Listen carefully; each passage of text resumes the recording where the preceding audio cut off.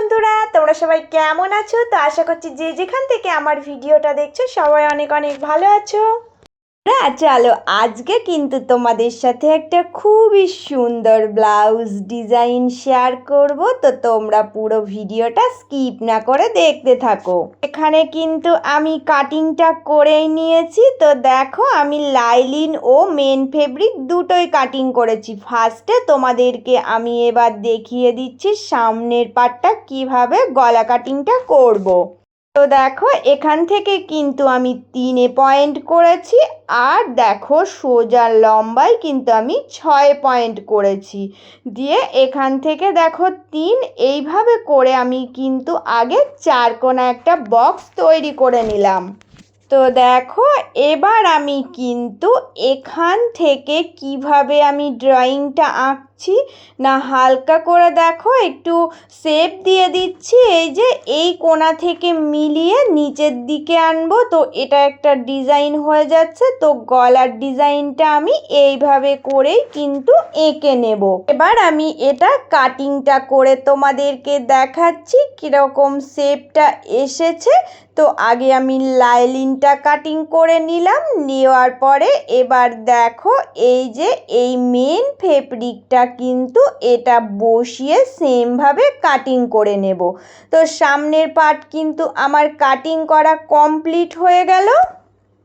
দেখো পিঠের কাটিংটার মাপটা বলে দিচ্ছি। তো এখান থেকে আমি 3 ইঞ্চিতে পয়েন্ট করলাম।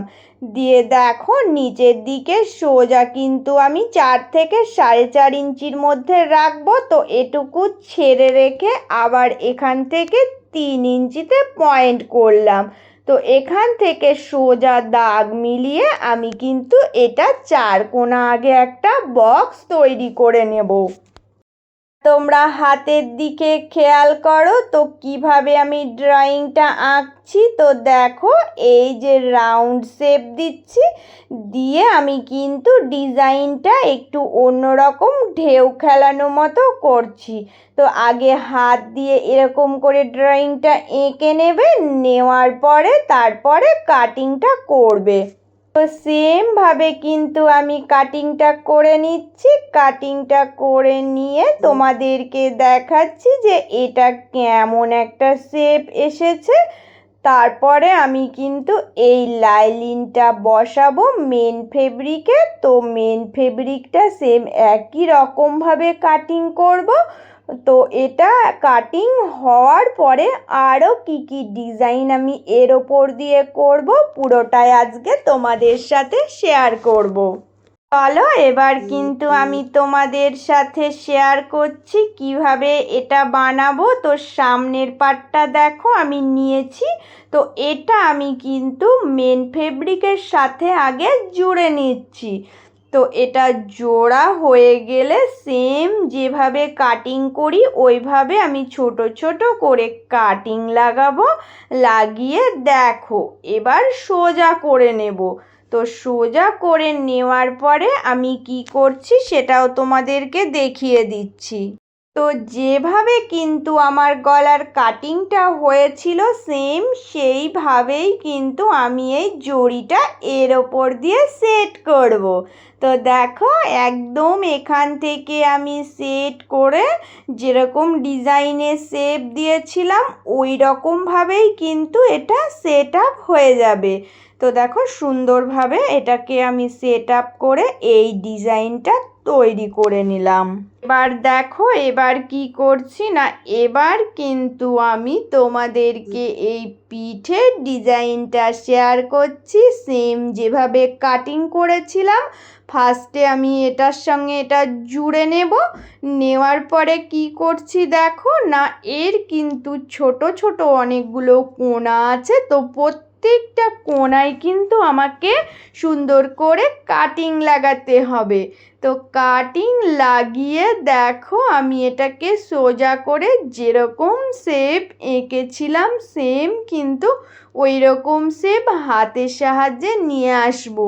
তারপরে এর ওপর আমি কি করব দেখো, তো দেখো এখান থেকে কিন্তু আমি এই জড়িটা দিয়েই এর ওপরে আমি সেট আপ করবো, যাতে ডিজাইনটা দেখতে বেশি সুন্দর লাগে। তো এই জড়ি সেটটা করার সময় কিন্তু আমাকে ঘুরিয়ে ঘুরিয়ে সেট করতে হবে।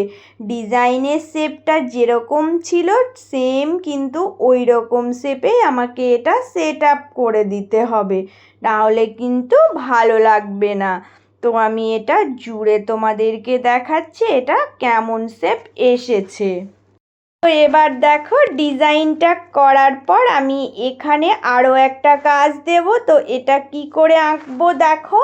তো এই যে এই বগলের শেপটার মানে মিডিল থেকে আমি কিন্তু নিচ অবধি পুরোটাই দেখো চক দিয়ে একটা ড্রয়িং আঁকছি। তো এটা রাউন্ড শেপ দিয়ে এঁকে নিচ্ছি। দেখো চকটাকে একটু ঘষে আমি কিন্তু এর ওপরে ভালো করে দাগটা একটু মোটা করে দিয়ে নিচ্ছি।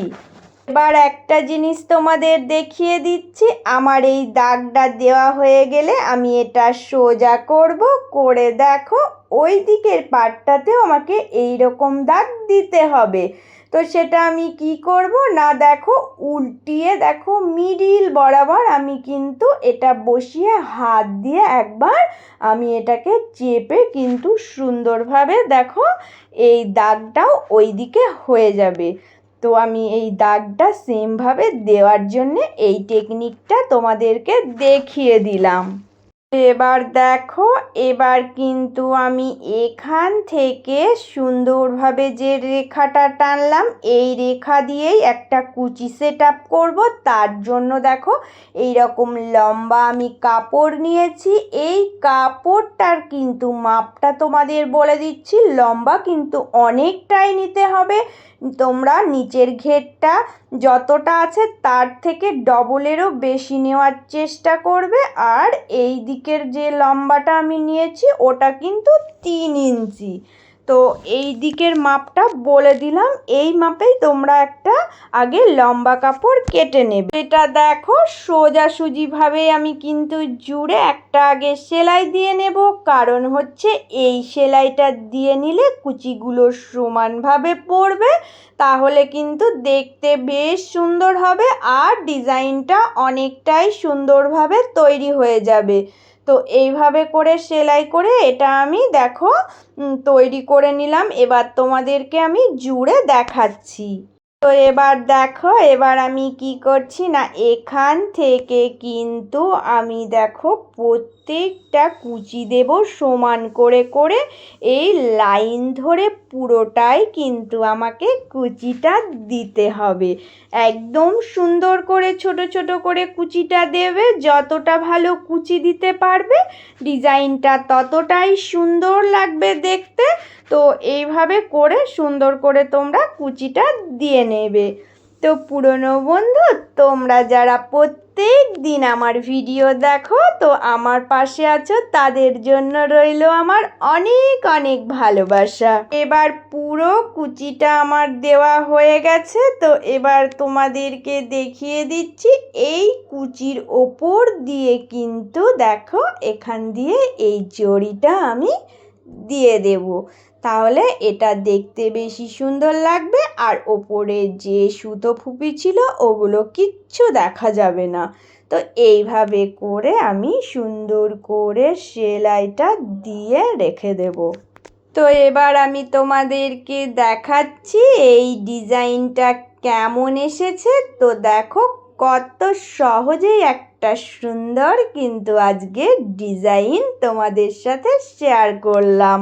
তো কত সহজে কিন্তু আজকে আমি তোমাদের সাথে এই ডিজাইনটা শেয়ার করলাম। তো নতুন বন্ধু তোমরা যারা আজকে আমার চ্যানেলে প্রথম এসেছো প্লিজ বন্ধুরা চ্যানেলটা সাবস্ক্রাইব করে নিয়ে পাশে থেকো।